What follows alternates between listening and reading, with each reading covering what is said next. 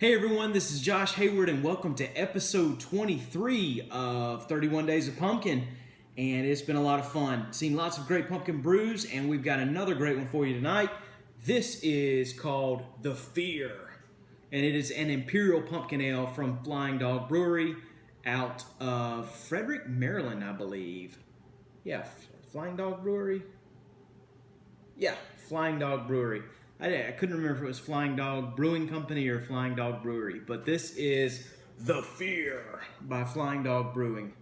I just messed it up again. Oh well. I like the little message on here. It says, "Why is there only one time of year when we embrace the fear? At all other times, the fear dominates us, controls us, and prevents us from greatness. Whatever the fear is that consumes you, learn to embrace it. Only then will the true artist in you rise up." So very, very cool message there on the fear. And it's got like a dog there, and he's like, looks pretty rabid and mean. This is an Imperial Pumpkin Ale, 9.0% ABV, ale brew with pumpkin and spices. For those of you out there in the craft community, you've probably heard of Flying Dog Brewery. They've got quite a few good mini brews actually, and they distribute kind of all around. So chances are you've seen a few of their brews in your local craft bottle shop, or at least heard of them. I'd never had one of their pumpkin brews, so saw this kind of a different looking bottle here, and then the fear just looks inviting and intimidating at the same time. So wanted to check it out and see what they had in store. Oh wow, look at here, got a dark brew this evening. By the way, my pours on these videos have not been very good at all. I've kind of been ignoring proper pour etiquette for the sake of just getting a little bit in the glass so that we can get a good analysis of it and a good taste of it. Typically, I am very much more careful when pouring the beer. Wow, we have a very interesting brew here. And just at first sight, this is very different. As I say this, it's been so cool to see, now 23 days in, it's been so cool to see all these different kinds of brews, different in how they're brewed, different in color, different spices, different malts, different additives and different things that they've done. There's been just so much creativity here, and I love it.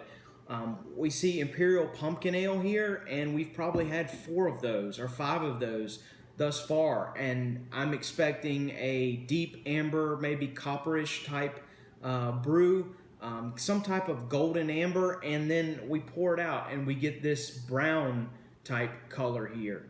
And if this is a very, very unique color. It's like a dark copper, and towards the bottom of the glass is a deep amber. This isn't a dark beer like a porter or a stout by any means. It's a darker ale, very, very dark brown ale is what I would say, because as you hold it up to the light, you can still see through it. It's not like some of these dark porter beers or stouts where it's just black as night. Like, you can actually see through it. You can see some golden color at the top, the amber, deep amber down towards the bottom. Very, very pretty brew in the light. Doesn't look like much just head on, just kind of looks like a hazy brown ale. But the haze is good too. Again, great seeing that. It's kind of a tip-off that we're seeing some pumpkin in this beer. Again, I was completely taken by surprise when I poured out the fear here. And then the head, like a very, very tan type head, almost reminiscent of a porter or a stout in that respect. So it leads me to believe they've used some darker malts in here to achieve that color, to achieve the head on that. And and it's even remaining. It's kind of frothy, kind of hanging out there, just as I move it around in the glass. But I'm really looking forward to the fear. I'm going to embrace the fear. Cheers to Flying Dog on this one. So let's see what we got on the nose.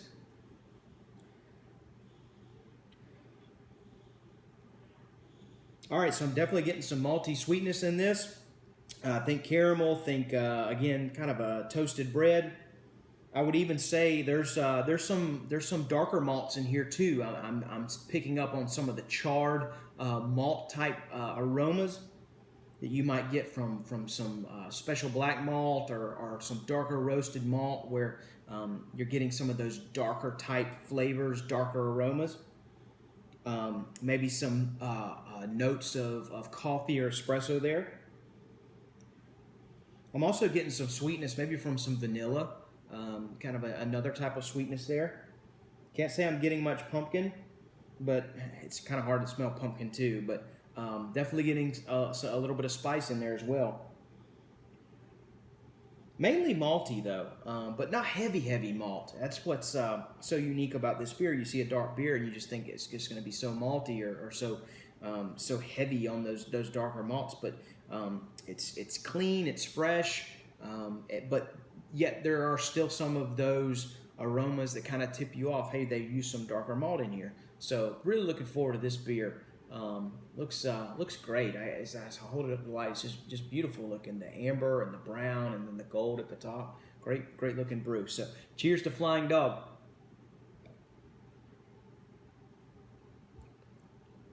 The Fear. Oh wow, the Fear does have a bite.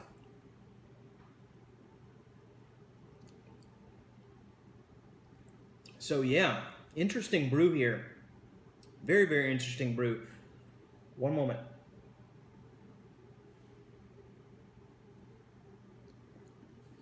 That's the thing. I can't wait.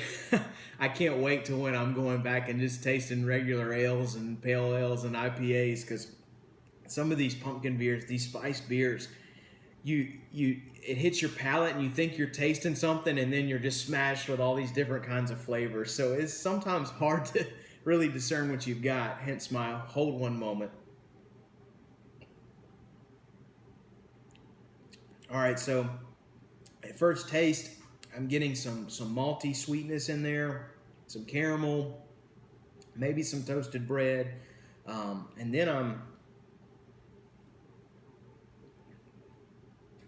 hit with those autumn spices, those fall spices, sharp spice, nutmeg, maybe some ginger, maybe a little bit of pumpkin in there. I feel like it's overshadowed a little bit by, well, I don't want to say overshadowed. It's not as pronounced as we've seen in some of the other beers. For instance, Late Front's pumpkin lager, that pumpkin was very much showcased in that beer. Same thing with Sycamore's, Lord have mercy. But the autumn spice kind of comes in there towards the middle of the taste. And then a pleasant dryness. And I say pleasant now. After the first few sips, I was like, wow, that's such a stark dryness at the end of that sip. Lingering bitterness, almost unwelcome. But as I had a few more sips, it's definitely growing on me. So there's that very much some flavors that are very much characteristic of the darker malts. Think your special darks and your darker roast malts, giving you those espresso type tastes and aromas, flavors, giving a sharp dryness to the beer, a lingering kind of a charred taste in your mouth.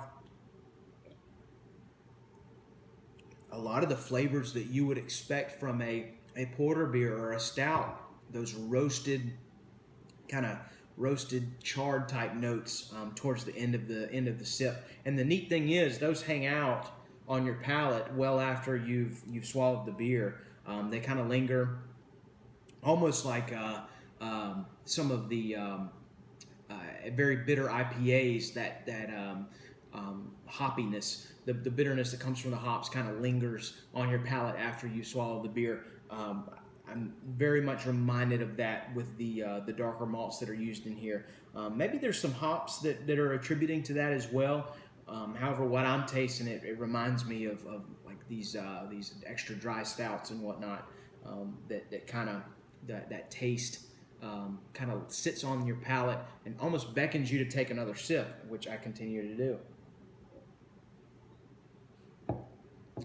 So yeah. Pumpkin, a little bit of pumpkin note, kind of mid-taste. Again, that espresso, dark chocolate. Think dark chocolate, like baker's chocolate or darker. Not much sweetness there at all. The only sweetness I got in the beer was kind of at the middle of the sip. Maybe some caramel notes from some of the malt. But this is a very interesting brew. Kind of a cross between a a pumpkin ale and a porter beer in a way, just with the addition of those darker malts and the characteristics that they attribute to the aromas and the flavors. It's very, very creative for sure.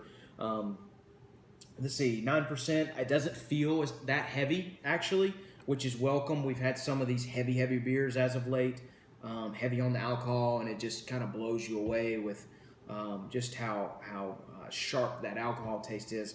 That's not very forward in this beer, which is nice. It's pretty easy to drink. For a darker type beer, it is rather easy drinking. Kind of a standard a mouthfeel that you would expect on a pumpkin ale, light to medium. But the thing that kind of stands out the most is that sharp bitterness, sharp dryness, mid to late taste, and then post taste from some of those darker malts for sure. But a very, very creative take on the pumpkin ale, The Fear by Flying Dog. Day 23 in the books. Thank you so much for following along. 31 Days of Pumpkin has been a blast. Cheers to you guys.